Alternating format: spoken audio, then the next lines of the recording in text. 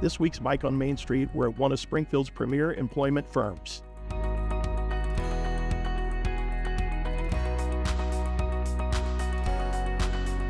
Hi, State Representative Mike Coffey here today, Express Professional Services.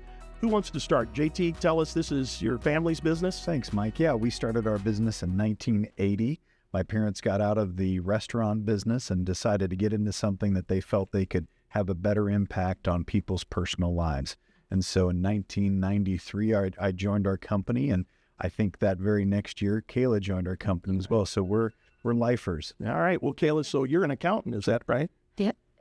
3 years I practiced accounting. Yes, it's been a while, but that's where I started. All right. Well, so how did you end up how do you go from being an accountant to getting into this business, the Express Professional Service business? Love my education. Did not love the practice of accounting. It was always missing something. And I was able to figure out that it was the people impact. I wanted to wake up every day and make a difference in people's lives and helping connect people to meaningful work and also generate income and generate opportunities. I felt passionate about that. So I felt like I found what I was intended to do. All right. So kind of give us an idea of exactly what, Express does, the range of clientele that you have. I think the range of employees that you provide work for. Sure. We help companies get good people. We help people get good jobs. And many of those opportunities turn into career decisions for those companies and those people who get together. So we do that in a number of different areas, another number of different specialties, from industrial work to office work to more specialized skills, even into accounting and executive placement. And we do that all over Central Illinois, from Springfield here up to Bloomington and over to Jacksonville. And we're part of a network of over 800 locations around the country that help people go to work. So how many people do you employ right now? Then do you have in your temporary agency? Between our 3 locations, it's about 500 people total. In Springfield, we have been named the 10th largest private employer in Springfield, Illinois. Is there a large fluctuation from seasonally, or is it pretty much stay consistent? Yeah, there is fluctuation. Part of being in the temporary staffing industry is that businesses that are ramping up because they're getting busier, they use a contractual flexible workforce, and we help them do that.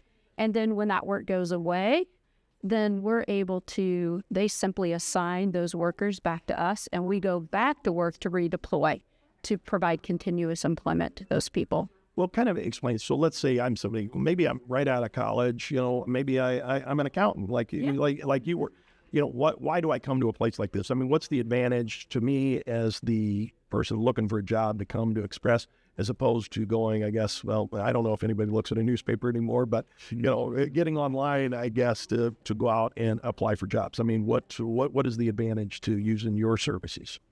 So here's what people tell us. It's a more professional way. It's a faster way to go to work, because with us, essentially, we're their agents. So when they're looking for employment, they're not going out alone like most of us did. They've got someone in their court. They've got an advocate.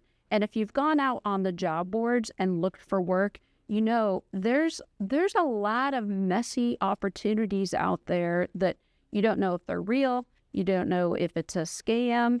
And with us, their agent is keeping them up to speed on where companies are related to them as a candidate.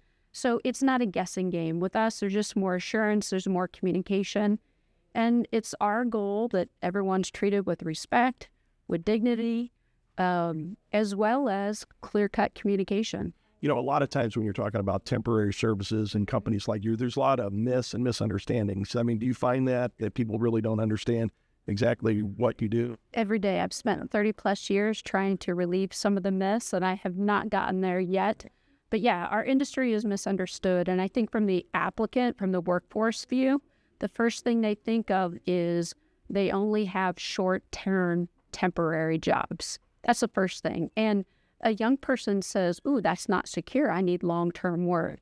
We absolutely have long-term work. We want people to find the continuous work that they need and feel the security.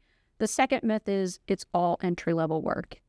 And the truth is, we do have a lot of entry-level work, but those paths, it could be such a bridge to long-term sustainable employment for the person. And so that's the second thing. The third thing is they think that the only jobs we have that are short-term, but so many companies engage us for needing to hire. Right. The company needs to hire. They need someone for as long as they can foresee. And so they tap us on the shoulder and say, hey, we want you to do all the hard work of helping us select finalists and make it easier for us.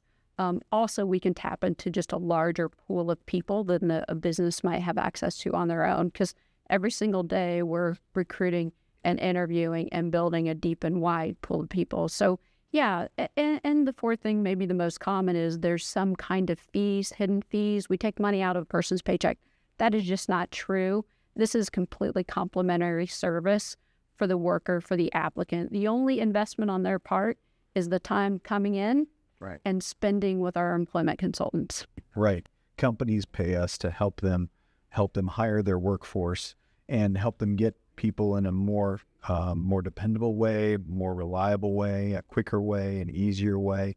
And they do that because a lot of companies, when they have a need, they'll advertise or they'll try to recruit for that one kind of position, that one kind of purpose, because we're helping so many companies all day long, every day of the year. We have a variety of different opportunities that we're recruiting for. We have a broader pool that we're drawing from, and companies like to have that flexibility and that business in their corner, who's kind of acting as their virtual human resources department, their virtual recruiter, helping them draw in talent. Right, because businesses have got to save a lot of time and money by using you, from the standpoint of, you need somebody today. If you don't use your service, you've got to put the ads out there. You've got to interview the people. So they call you and you're like, hey, you know what? I've already got Jim over here that I think would be perfect for your business. You can send them over practically the same day, if not the next day.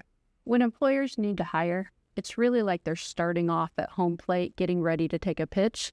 When they engage us and they're paying our services, it's like they're starting off on third base. We're just ready to bring them home. Yeah, well, great. So let me ask you a question. One of the reasons that I do this is we go out, and I think it's important as a state legislator, go out and meet with the constituents, but businesses in your district or around your district, people that employ people in your district. What are some of the issues that you see with the state of Illinois, things that you think we need to do better as legislators or as a state government? Are there any topics that are very important to you that you think, hey, why do you guys do this? You need to do that. Yeah, there really are. There's been a number of changes and amendments made to a law that was enacted. Really, that law was enacted as a Day and Temporary Labor Workforce Act back decades ago, and it was enacted for the purpose of protecting people who were being put to work mostly in a Chicago, day labor kind of environment where they were treated poorly. And the state came in and applied an entire industry of this law that covers our whole industry. What's happened is with a number of legislation topics that have come through, things have been pushed through to even complicate that law in a manner that we just can't functionally operate with our business clients and with our workforce clients in a way that's efficient. And it really is hampering our ability to help people get to work, and it's hampering our customers' abilities to want to provide regular work to people that we're helping them hire. So some of those things, they relate to the Department of Labor is now in a place where they have to establish some rules that they don't know how to establish related to equal benefits that are nearly impossible to try to calculate or compare between our business and the nearly 400 other businesses that we serve every year in Central Illinois. So, which happens all the time. A lot of laws, they're well-intentioned, but the practicality of implementing the law to the businesses, how about anything else? I mean, one of the things that, I hear when I go to other businesses is, staffing. I mean, how do you see the staffing situation really in Central Illinois? I mean, is there a lot of people in the workforce? I mean, do you have plenty of people coming in that can get employed? Because whether you're at the state of Illinois or I'm with independent businesses, they're like, Mike, we need more people. We can't find people to work. Why do you think that? I mean, What do you think the deal is where it doesn't seem like after COVID, it seems as if, there's less people wanting to go to work? What do you think the situation is, and how are you helping that? Or does it even affect you in trying to get, people, Anytime you have a contracting workforce, all of us, it does have an impact on us as well.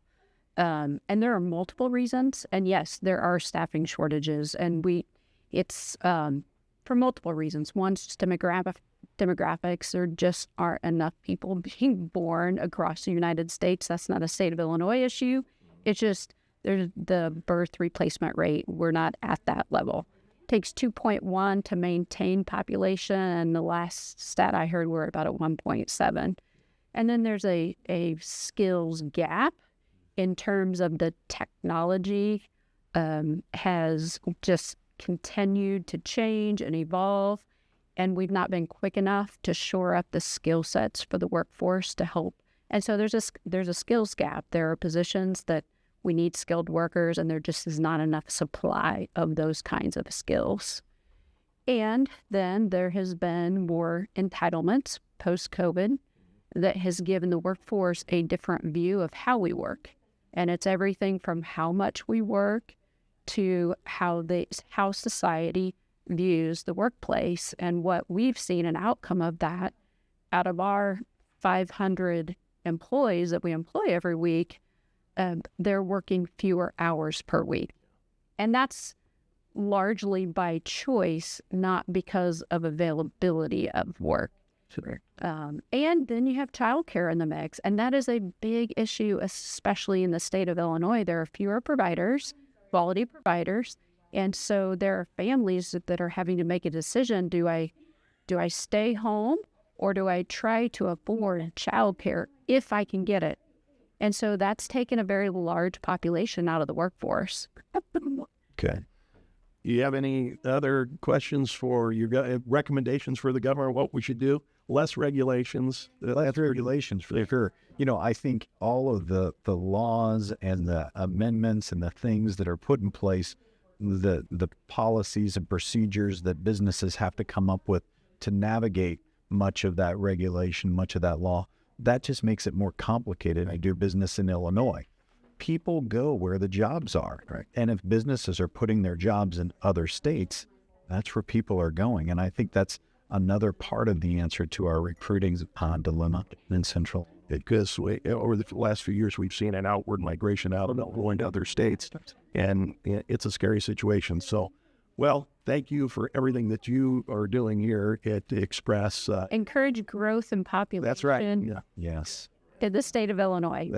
That'll benefit all of us. Yes. And that's kind of what I'm hoping to do with this show is, get out there and see, how the entrepreneurial spirit is really what builds the economy. It's not government. It's the people that work and go to work every day and provide for their families. So I thank you for what you guys are all doing. Thank you very much. And it was a pleasure being here. Good to see you. Thanks.